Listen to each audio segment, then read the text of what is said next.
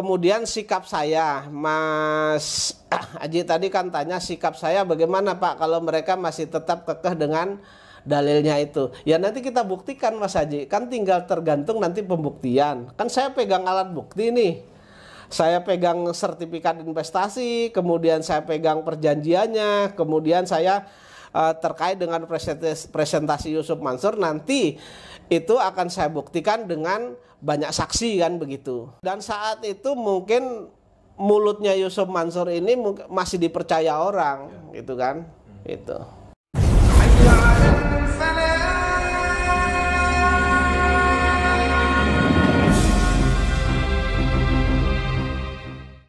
Bismillahirrahmanirrahim. Assalamualaikum warahmatullahi wabarakatuh. Kembali lagi bersama Khalid Al-Walid.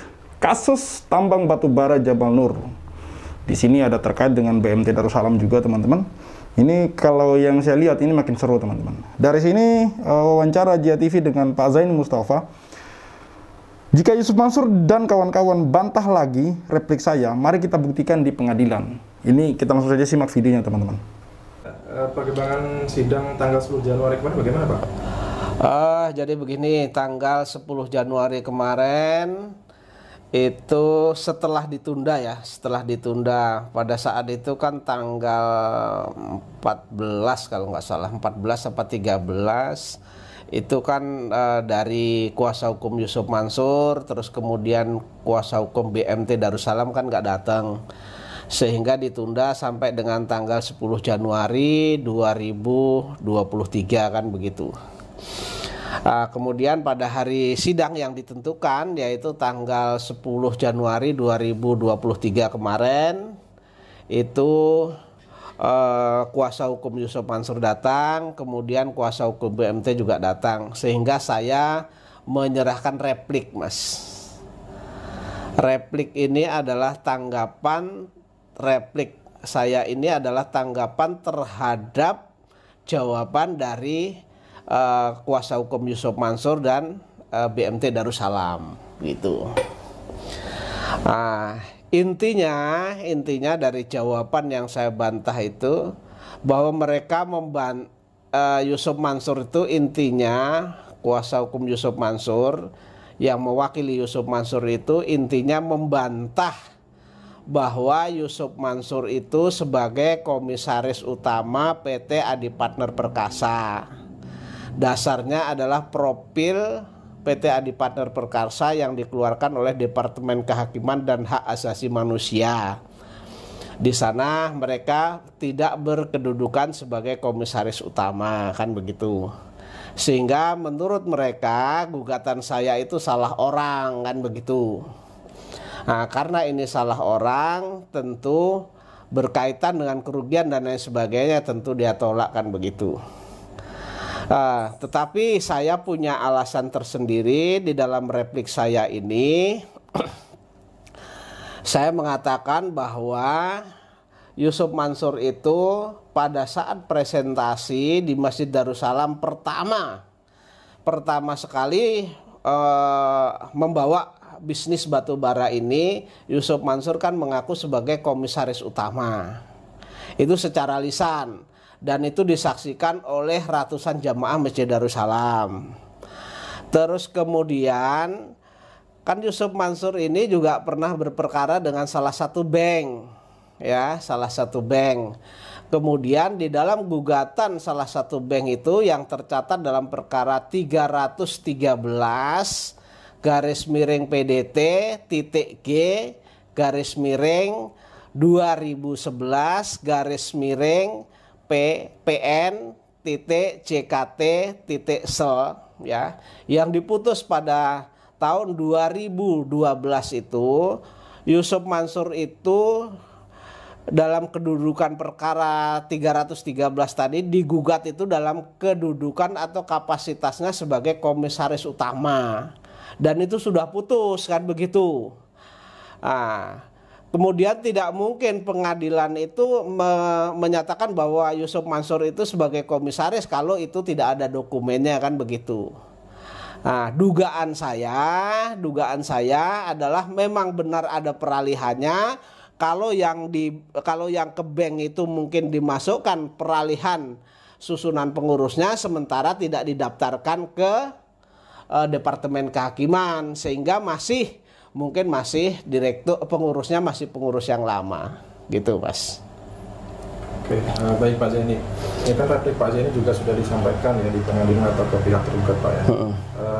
Kalaupun Pak, jika pihak tergugat ini dalam hal ini Yusuf Mansur dan BMT Pak, tetap berkeyakinan sesuai dengan bantahan sebelumnya, itu bagaimana sikap Pak Zaini selanjutnya, Pak? Begini, sedikit saya tambahkan tadi. Ini kan yang tadi kan jawaban dari kuasa hukum Yusuf Mansur. Sementara ada jawaban juga dari BMT Darussalam Madani. BMT Darussalam Madani ini mengatakan bahwa mereka itu tidak terlibat, katanya kan begitu. Terus kemudian tidak terlibat, terus kemudian tidak pernah menerima uang investasi dari saya, kan begitu. Terus kemudian yang ketiga, mereka mengatakan bahwa BMT itu katanya tidak ada kaitannya dengan PT Adi Partner Perkasa.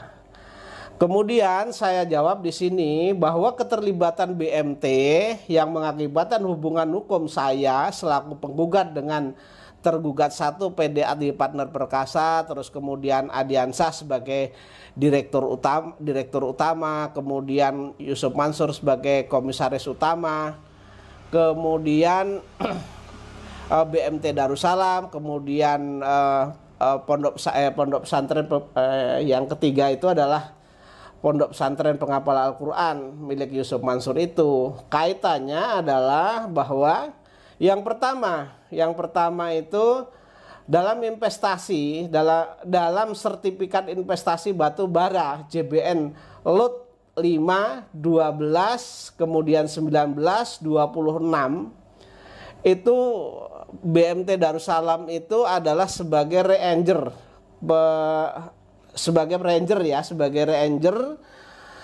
mereka lah yang mengatur investasi saya kepada PT Adi Partner Perkasa.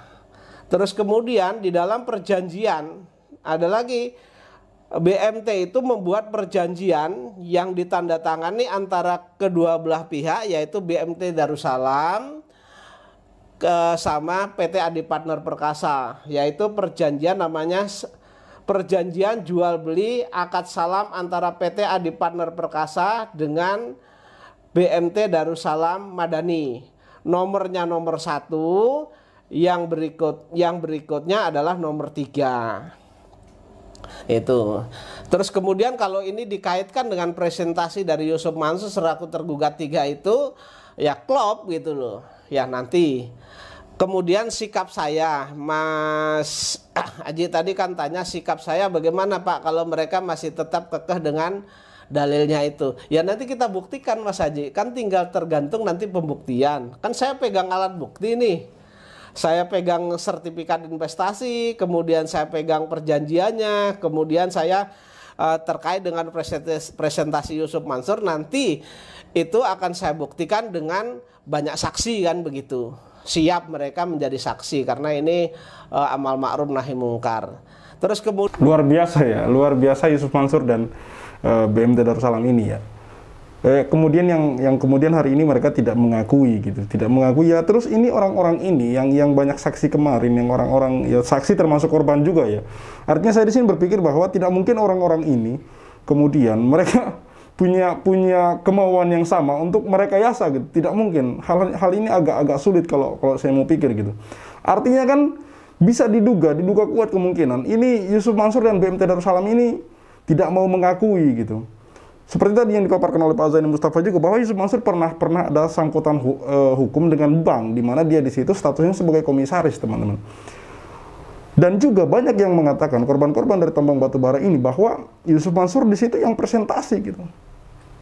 Yusuf Mansur di situ yang presentasi, dan di sini juga nanti kita lihat saja bagaimana kemudian Pak Zaini Mustafa ini bisa membuktikan di pengadilan. Tadi Pak Zaini Mustafa sudah menyebutkan bahwa dia punya bukti-bukti gitu, teman-teman.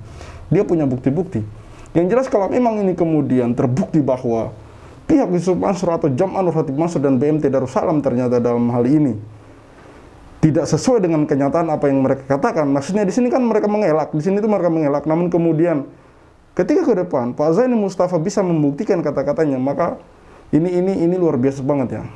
Luar biasa banget manipulatifnya orang-orang ini gitu. Luar biasa sekali manipulatifnya mereka ini. Karena ini kalau untuk tambang batu bara teman-teman bukan duit sedikit teman-teman. Di sini ada yang 80 juta, ada yang ratusan juta, bahkan ada yang miliaran teman-teman. Jadi ini tidak main-main. Yang anehnya lagi, di satu kesempatan Yusuf Mansur pernah mengatakan bahwa dia ikut membantu mengembalikan kerugian para korban gitu. Ada berapa puluh miliar gitu. Ada berapa miliar gitu. Kalau memang tidak ada sangkutan, kenapa dia pernah ada satu kejadian di mana Yusuf Mansur mengembalikan uang dari para korban gitu. Sementara teman-teman seperti yang saya upload di konten kemarin, gaji karyawan Paytrend saja yang nilainya hanya ratusan juta itu dicicil teman-teman. Dicicil bayarnya teman-teman.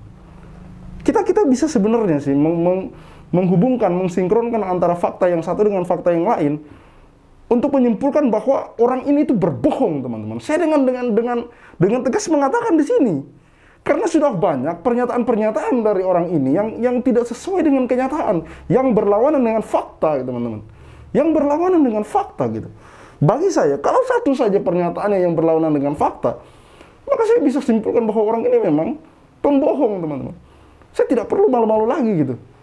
Karena ada banyak kasus yang sebenarnya bisa kita lihat, bisa kita obrolkan, ibaratnya bisa kita mengambil kesimpulan bahwa ini itu penipuan, gitu. Bahwa ini satu kebohongan teman-teman yang harus diungkap sedalam-dalamnya, tidak boleh dibiarkan orang-orang seperti ini apalagi diberi panggung. Saya kemarin dari seorang netizen itu merekomendasikan sebuah channel di mana ternyata di situ diundang gitu. Yusuf Mansur ini diundang. Saya tidak nonton full, saya cuma nonton cuplikannya doang. Di situ durasinya sekitar 50 menit lebih, bahkan hampir 1 jam. Ada cuplikan dia mengatakan siap maju jadi presiden 2024 gitu. Makanya saya bilang kalau orang-orang seperti ini dibiarkan dan terus diberi panggung, apalagi diberi panggung, maka habis negeri ini teman-teman. Makin selesai negeri ini. Ada orang-orang, ada tokoh yang dipercaya oleh orang lain. Namun kemudian di sisi lain ada orang yang banyak orang yang mengaku bahwa dia dirugikan teman-teman. Ini kita tidak tahu ya, kita tidak tahu bagaimana di pelosok-pelosok sana gitu. Apakah mereka sudah paham dengan masalah ini atau tidak teman-teman. Seperti itu teman-teman. Oh, kita lanjut sedikit lagi. Amal ma'ruf nahi mungkar.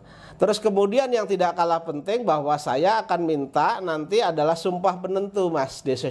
Sumpah penentu itu akan saya ajukan berkaitan kalau saya disumpah, saya minta disumpah bahwa apa yang saya dalilkan itu adalah benar. Tetapi kalau mereka mau mengatakan bantahannya itu yang benar, mereka boleh disumpah nanti minta. Tergantung mereka berani atau enggak. Tapi kalau saya sih berani. Dan itu jamaah JBN itu hampir semuanya berani disumpah Mas. Gitu. Ya, jadi ada Pak ya sumpah penentu di pengadilan? Sumpah penentu ada dan itu kan diatur. Apakah hampir mirip seperti mubalah begitu Pak? Begini Kak, jadi sumpah penentu itu sebenarnya sesuai dengan kepercayaan. Kalau di dalam adat, hukum adat itu adalah kalau di Indonesia, kalau mereka menganut hukum adat biasanya itu sumpah pocong Mas. Tetapi karena saya Muslim, kemudian yang tergugat 3 ini mengaku sebagai ustadz, terus kemudian si tergugat 4 BMT Darussalam ini mengaku sebagai lembaga keuangan, tentu kita minta di mubahalah Mas, begitu. Oke, baik Pak Zaini. Terkait dengan bantahan BMT, membantah terlibat dengan PT Adi Perkasa Pak ya. Jadi Pak Zaini mempunyai dokumen perjanjian antara BMT dengan PT Adi Perkasa secara fisik Pak ya?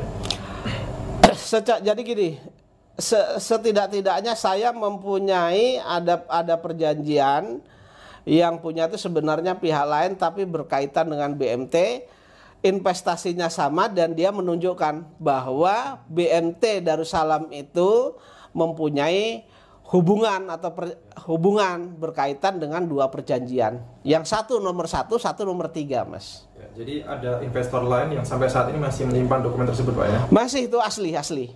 Dan mungkin segera juga, nanti segera kita ajukan gugatannya.